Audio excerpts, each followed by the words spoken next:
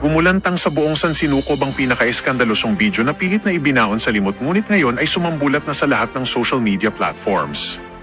Sa loob ng isang madilim at selyadong pasilyo ng isang ultra-exclusive na ospital, isang lihim na footage ang lumabas na nagpapakita sa di umano'y huling sandali ng kalihim ng katarungan na si Boying Remula.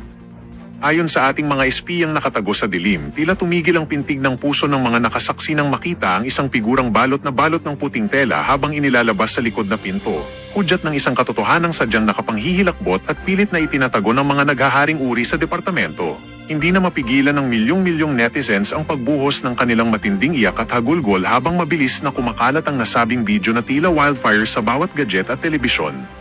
Ang bawat comment section ay binabahan na ng mga emoji ng kaba at sindak, habang ang mga taga-suporta ay tila nawawalan na ng pag-asa sa gitna ng nakalululang trahedyang ito.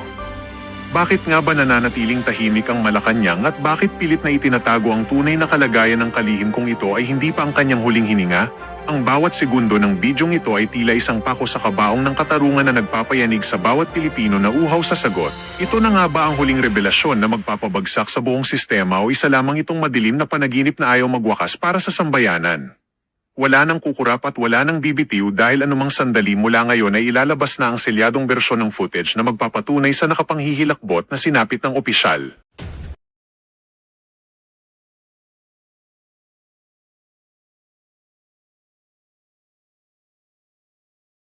Palangga, sino itong may taning? Okay, kung meron tayong baklang taning, may babaeng taning sa babaeng taning, pareho sila, di ba? Sa Presidential Communications Office. So, nakita nyo naman kung paano natin bakbakan si Emerald Bukangkang kung saan naghahari-harian sa Presidential Communications. Ang dami na nating nilabas sa inyo na nakikipag-sabwatan sila. Okay? Nakikipag-sabwatan sila mismo ay kumukubra ng pera ng bayan. At ang pinaka-latest, itong si Emerald Bukangkang ay tinaningan ni Lisa Smugs. Alright. Bakit tinaningan? Exciting ito mga hitad. Okay? Dahil effective kayo. Hindi ba ako sumigaw? May mic naman ako, no? So dahil effective at sukang-suka na ang babaeng ahas, sukang-suka nila sa akin. At talagang litong-lito na siya kung sino ang ating puting ahas, ay binigyan niya ng taning ng 3 days, 3 araw, binigyan niya ng taning ang Presidential Communications. Ang PCA o particularly si Emerald Bukangkang na nag-inarty-arty dyan, fight against disinformation, you have to fight chuchu-chuchu, di ba? Fight against information, against misinformation and disinformation, pero numero 1 nagpapakalat ng disinformation. Ito na nga mga hanash. Dahil gigil na gigil, okay, si Smugs, dahil bumabagsak na ang engagement ng Presidential Communication. Wag yun nang tignan, okay? Makadagdag pa kayo, wag yun nang tignan. So 2 shares, 3 shares, 4 shares, 5 shares, 20 shares, 30 shares. So dahil nakita nila na effective ang bunganga ko at bunganga nyo at ang mga kamay ninyo, ay galit na galit dahil maliban sa bumabagsak ang popularity ni Kuting, ay bumabagsak din ang kanilang mga engagement. Right? Kaya, ang nangyayari ngayon, nag-aaway-away sila. Yung mga dugyot at mga insimada vloggers nila, ay sukang-suka na rin kay Emerald. Kaya kung ako sa inyo, sumama na kayo sa kulto namin, kultong para sa bayan. Di ba? Remember, last year, kung paano namin kayo pinagtanggol dahil pinakain lang kayo ng insimada ni Emerald. Pero ang mga mainstream media, di telepon, di cellphone, di telebisyon, motorsiklo. So ipinagtanggol ko kayo dahil binaboy kayo ng gobyernong ito. Pero dahil kayo, sabi niyo, ay nakita ko lang si BBM, busog na ako, chuchu, ganon. 'Di ba? Makita niyo lang si BBM, busog na kayo. Ito ngayon, ang nangyayari mga palangga, dahil hindi effective ang mga bayaran na ensaymada, right? At ang mga dugyot at na nagpipipilit na sosyal na nagtatago. Nagpipilit na sosyal na nagsisip daw ng wine and nasa yacht daw, chuchu-chuchu, at tayo daw ay yung mga kritiko ay poor tayo, oh well. Oh well, darling. You have to show proof. Mhm. Kung talagang nagsisip ka ng wine o nagyayati ka, right? So, yate ka na magyabang dyan, di ba? Kailangan romampa tayo mamaya para meron tayong resibo na romarampa tayo. Okay, balik tayo. So, ang nangyayari mga hitad, sukang-suka na yung ibang mga ensaymada vloggers kasi hindi nakakarating sa kanila yung budget para sa kanila. Dahil, what? Ibinubulsa nitong mga kampo ni Emerald Bukangkang. Bakit siya Bukangkang? At bakit siya Taning? Pareho silang feeling powerful dyan sa presidential communications. At sila mismo, napakaganda, nagbabakbakan sila. And this is it. Nagbabakbakan sila, nag-aaway sila. Pati si Lisa ay galit na kasi hindi sila effective. Anong ibig sabihin? Panalo tayo. Malapit na tayong manalo ng bonggang-bongga, totally kapag naibitbit nyo na si Kuting palabas ng Malacanang. Kasi pinag-aawayan nila ang pera ninyo, pera ng bayan. Dahil ang instruction dyan ay bigyan ng pera ang mga ensaymada na nauuto o ginagamit nilang, tando-tando. May ilonggo ba dito, mga palangga? Balaan yung tando-tando, yung pag sinabi mo, ganon. Pag sinabing kumain ka ng echas, go. Anyway, ang pangit ng word. Nasa Paris pa naman ako. Kasi deserve nila yung mga word na yon. My God. Wala na ako sa Monaco. Nasa Paris na uli ako. Alright? Hello. Anyway, kaya bumawi ako kasi parang kagabi parang lugmok na ako. Sabi ko, lugmok na ako, itay. Gusto kong bumangon. Gusto kong rumampa. Gusto kong rumampa. Kasi yung katawang lupa ako, hindi na kinaya ng bonggang-bongga. Sabi ni Mercy Morante, sunod-sunuran. So, nag-aaway-away sila. Yung pera ninyo, pera ng bayan, na i-distribute supposedly dito sa mga ulupong, sa mga tando-tando, that's the new word, that's Ilonggo word, Wag na yung asong jolol. Pwede rin, tando-tando, Ano yan creature. Ang tando-tando is kind of, Google nyo baka nandyan sa Google, creature na yung walang backbone, wala siyang backbone, soft siya, para siyang uod. 'Di ba? Pag tinanong mo, tando-tando, mga tando-tando, mga hitad, mga sarap makasar, 'di ba? Anyway. So, gigil na itong mga ensaymada vloggers dahil di binibigay ni Bukangkang ang pera para sa kanila. Alright? Tapos ngayon, dahil nagwala na naman si Lisa Smugs, binigyan niya ng 3 araw si babaeng Taning. Di ba? May baklang Taning sila, may babaeng Taning plus Bukangkang. Okay? Sabi ni Lisa Smugs, ayon sa ating puting ahas, na gusto nang lunukin dyan si Bukangkang, binibigyan sila ng 3 days para itaas yung kanilang engagement. Kaya sa mga palangga ko, wag yung puntahan ng presidential communications. Okay?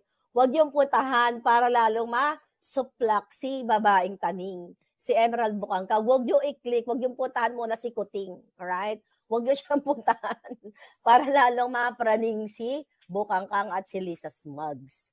Kasi, mga kababayan, seriously, itong laban natin ito ay talagang malupit. Dahil ginagastos nila yung pera ng bayan. Imagine mo, mga kaibigan, magkano ang sweldo ng undersecretary? 200,000 something para lang magpakalat ng fake news. Diba? Magkano ang budget doon sa mga drama nila na fight against disinformation and fake news and misinformation? Doon lang sa particular na yon, 19 million.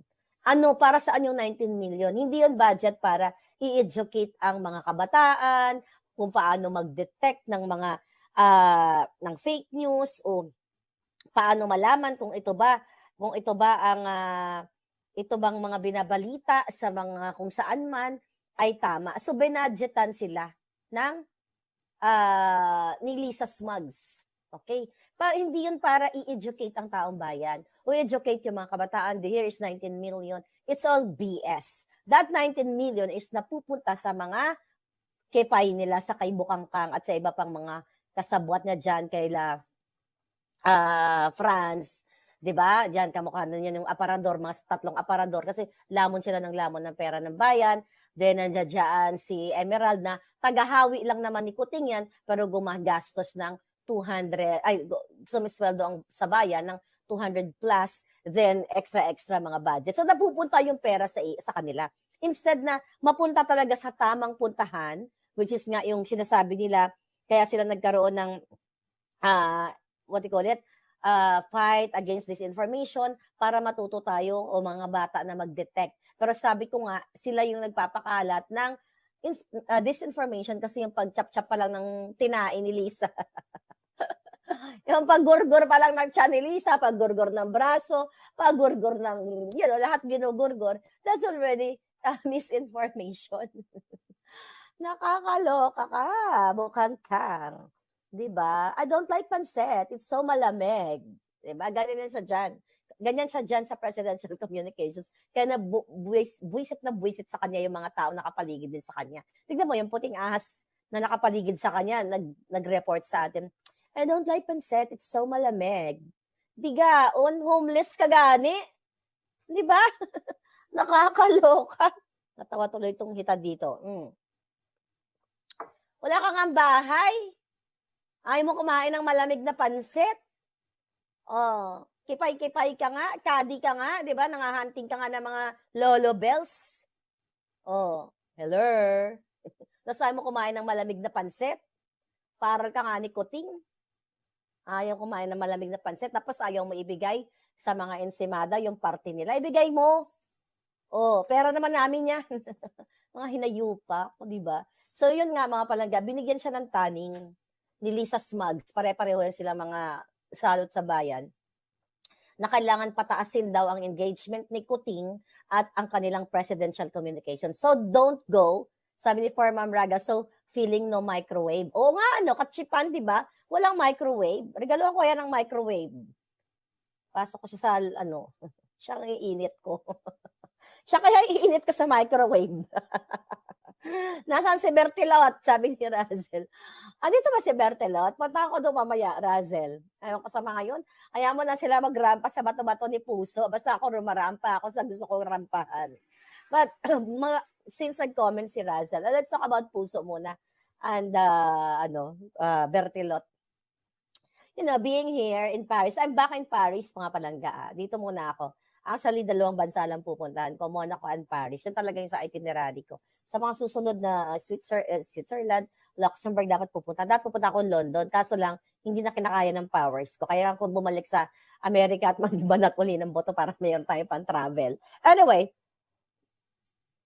so, being here, it's all palabas lang na sikat. Fashion show, you can hire. Sabi ka ng anak ko, mama, gusto mo bang mag-hire tayo ng mga photographers? Kunyari, pinagkakaguluhan ka. Ay, leche ka. Sabi ko, bibili na lang natin ang pasalubong. Sabi niya, gusto mo mag-hire tayo ng mga photographers? Sabi niya ng ganun. Bayaran mo lang yan, kahit tig-20, pipicture ka niya, pagkakaguluhan ka. $20, €20. Sabi niya ganun. Kung kumuha ka lang, you spend $200. Sabi niya, $200, you get 10 photographers. Totoo. Oo, abutan mo lang yan, no? Ito, 30. Tapos lakad-lakad ako, kunyari, pinagkakaguluhan ako. 'Di ba? Parang sikat-sikat doon. Na naman nakakilala yan sa kanila dito sa sa Paris. 'Di ba? Nakakaloka. Okay, balik na tayo kay kay Bukangkang. Okay, naaliw na naman to si Sean. Oo, sabi niya, para trip-trip lang daw. Sabi ko sa kanya, anak, hindi ko na kailangan mag-trip ng ganyan. Hindi ko kailangan ng mga fake photographers. You know? Sabi ni Mulan, you're running with your red clothes and purse looks more real than Puso. Ay! Naglakad lang ako mga langga doon, bong nang bong. You like my purse? Okay, bumili ako ng purse pala, mga palangga, ng I think, aka na nga yung purse ko palangga yan, napapakita. Pagyabang natin. That purse, please. Ayun, no? Yan. Kasi, bumili ako kasi naaliw ako. Okay, aka na yung balot. Alright? Hindi ko to pinopromote, okay? Hindi ko pinopromote, hindi ko rin pinagyabang. Payabang na tayong konti. The reason why, kasi bongga siya. And, nakakatawa to nang binili ko, may video nga ako nito eh. Hindi ko pa napopost. Ayan, no? Bago si Bukangkang. Ayan. Ang ganda, di ba? Oh, anong brand? Lotto, no? Ano yun lang? Ang ganda, mura lang. Bongga. Ayan o, ayan o, ayan o. Bongga siya. O ha? O. Ang title nito, ang brand na ito ay since 1800 pa. I think 1890. Basta sa 1800s. Underrated. Underrated palangga. Alam mo, pareho lang naman ng ano eh. Pareho lang. Sabi ni LMB, I want red. Yung red, no, ito kasi nababagayan. Ay, pag nagkapera ko, walang red nito, black lang meron. So anyway, ang title nito is, no? Ang brand niya is tinanong ko sa, ayun, 1898 pala. Tinanong ko dun sa nagtitinda nito, si Sadie, how would you pronounce that? Sabi niya, parang Hermes, sabi ni Luchi Melcher. Sabi niya, Tuno. Tapos ginagaya ko, tawa ng tawa yung dyan. Sabi ko, Tuno. Tuno. Anyway, sabi ko, whatever, I'll get it. But anyway, so Letanenneur is so amazing. 540 minus, ano pa, babawasan pa to pag nasa airport kami. I think ang refund ko $65. So that's 400 plus. Yeah, 549. You can Google it. Plus 65, 12% eh. So anyway, yun lang. So binili ko siya. Kaya kinabugamba nga. So you don't need to buy 5,000. Wala naman tayo pang 5,000. You don't need, Hermes. Diyos ko po, yung Hermes, pang ano lang yun. Pag yung mga artistang sobrang sikat na talagang pinaghirapan.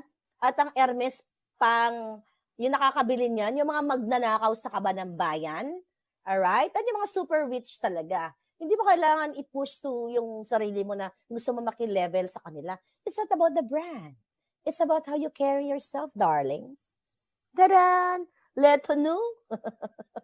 Nakakahaba ng liga pronunciation. Sabi ko nga palang nakakatawa. Sabi ko, Letonu. Whatever, nakakaloka. Wow. Tapos, ang dahil mga eksena, mga behind the scene, di ba? Behind the scene ni Ekla Bush. Ayan. Meron na kaagad si Little Tambaluslos. Ang ganda naman. Palangga. You Google it if you want to buy something from Paris na masasabi mo na may binili ka. Google ko yung mga, ako ginugol ko, underrated brands. But they've been here and it's so soft. Soft talaga. Hinawakan ko yung mga Prada. Pumunta kami sa Monaco. Hinawakan ko yung mga ano nila. Kinapapakapa ko ng konti. Wala naman pinagkakaiba.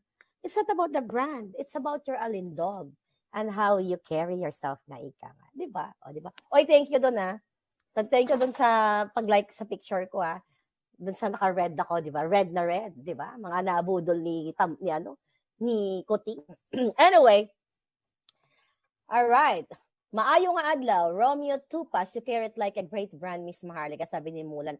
Ay, salamat kaayo palangga. Yeah, so 540, so it's like what? 540, 65, okay, 35, 40. So like 470 lang. Ang sosyal, di ba? Meron kasi, ito my advice. I think I was born fashionista. I have to claim that. I was born fashion. Hindi ako petite, hindi rin ako payat, okay? But hindi ako majoba, okay? Pero hindi ako petite. You have to carry yourself. Angle-angle lang yan palangga. Angle-angulo lang. Meron kasi na nagsusuot ng branded, pero hindi talaga bagay sa kanila. Tapos, ibabalandra lang yung tatak. It's not, hindi ganun ang fashion palangga. Na magsuot ka lang, I'm wearing Chanel, Hiller. Ang mukha mo naman si Bukangkang na parang naiwanan sa kusina. O si Taning na naiwan. Yun, para sa akin, no, hindi la taner, la tono. Ilang beses ko binigas. La tono. Whatever. Anyway, hi, Elric, how are you? Advance Merry Christmas. Sabi ni, pagbalik ko yung raffle natin gagawin ko I will give you my promise, mga palangga. Yeah, so anyway, ano pinag-usapan natin? Si Lisa, galit na naman siya sa atin.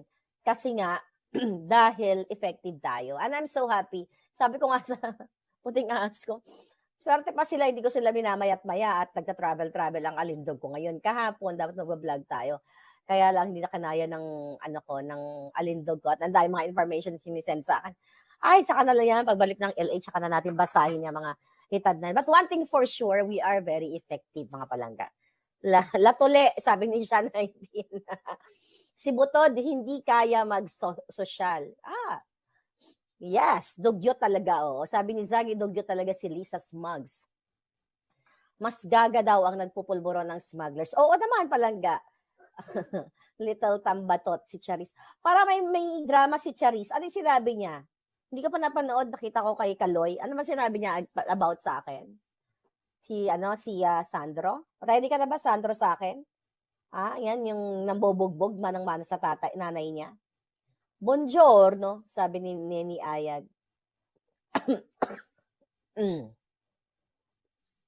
Love the color of your bag. Yeah. Ito kasi marami akong kakilala. Mga nakita ko. Huwag niyong ipilit na mag-bag ng ganito, ng ganyan. Kasi yung artista ganito. Kasi yung kapitbahay ko ganito. Yung kasamaan ko sa opisina. No. Maghanap ka ng brand na akma sa personality mo. Kasi anyway, nasa alindog lang yun eh. Hindi naman importante yung yung sobrang mahal na brand. Ang importante, bagay sa'yo. At kapag nag-picture ka, kakabog na mga likers. Di ba? Ganun lang yon. O mga haters, it's either likers or haters. So what the heck? Mas masawal pa si Puso kay Chris Aquino at Negastar, sabi ni Jeffrey Julan. Ay, may mga saltik kasi yan. Actually, yung tatlong binanggit mo, para may mga saltik sa Jutak. Yeah, may konting sipon-sipon ang beauty ko, pero sabi ko nga, limang inubos ko ng bonggang-bonga. Malat ang boses ko, yes. So what else? Anong pag-uusapan natin? Ayun. Ito pala dapat. Nalala niyo sabi ni Kuting? Okay? Okay. Sabi ni Kuting, alright? Ito dahil nga ginasusan nila yung fight against disinformation. Alright? Sabi ni Kuting, in this day and age, the world is grown very much smaller because of technological advancement that hasten our integration into a single, cohesive, and digital society. The digital world is both borderless and also limitless, and everyone can now claim to be a netizen. All right? With just a few clicks of mouse or a few touches of mobile device, and we have joined the rest of the world when it comes to cyberspace. Okay? Sinasabi niya dito, asan yung,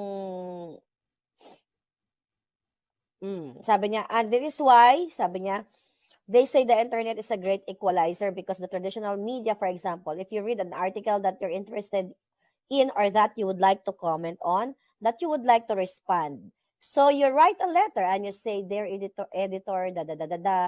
Okay? Sabi niya, okay, ito.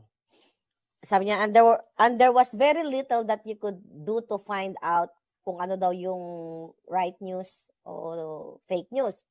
Sabi niya, except to find out that these people were, o kung saan daw itong mga tao nagko-comment, Sabi niya, medyo may pagka-outrageous yung, sabi niya, kaya pag binasa mo, okay, pag binasa daw, ay hindi mo alam kung, just go ahead, baka makita ka ang alindog mo. Alright, hindi mo, nawala na. Hindi, okay.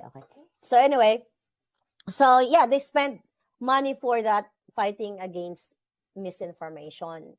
Pero ngayon, sila talaga ang nagpapakalat ng misinformation. And now, sabi ko nga kanina, ipagpatuloy niyo po palang, huwag niyong puntahan ang presidential communications, huwag niyo munang puntahan si Kuting, baka para lalong magkasaltik itong si Lisa Smugs at saka si Bokangkang at ang kanyang mga tao dahil effective nga kayo. Ngayon, nag-aaway-away sila sa loob dahil sa pera ng bayan. Dahil gusto nila tumaas ng engagement, pero talagang wala. Walang pumupunta doon sa mga page ng mga binabayaran nilang ensimada na trying hard, na parang mga galing ng pusali. Galing sa pusali. Kasi kayo, alam mo kasi Lisa Smugs, napakaswerte nyo na sana sa alindog ko. Ni piso, wala kayong ginagastos. Diba? Imagine, I spent million nung umuwi ako 2 beses. More than 1 million. Dahil sa pamasahe at lahat-lahat nung umuwi ako, ang kapalit lang naman ng hinihiling ko, gawin nyo ang para sa bayan, huwag kayo magnakaw, ang gawin nyo, palaryabungin, di ba? Progresibong bukas, pagtulungan ng mga farmers, ay mga jutang genemes, kayo pala ang magninegosyo bilang smuggler at hoarder. Yun lang ang kapalit ko. Then, magtatanong kayo dyan, yung mga jutang genemes na bukangka, nakarating sa akin, na sinasabi nyo, ako'y bayaran, may nagpupondo sa travel ko, magpakita kayo. Nagpupondo sa travel ko. Baka doon nag-travel ako, may higit 1 milyon ang ginastos ko. Ha, Lisa, ni piso may binigay ka? Ikaw, Bukangkang, ikaw, Honey Rose, lahat kayo mga ginayupakis kayo. Ha, may higit 1 milyon, inutang ko yun ha. Kaya nyo nga ako tinitira doon sa sinasabi nyo may utang ako. Imagine nyo, ginamit ko sa inyo tapos gagamitin nyo against sa akin.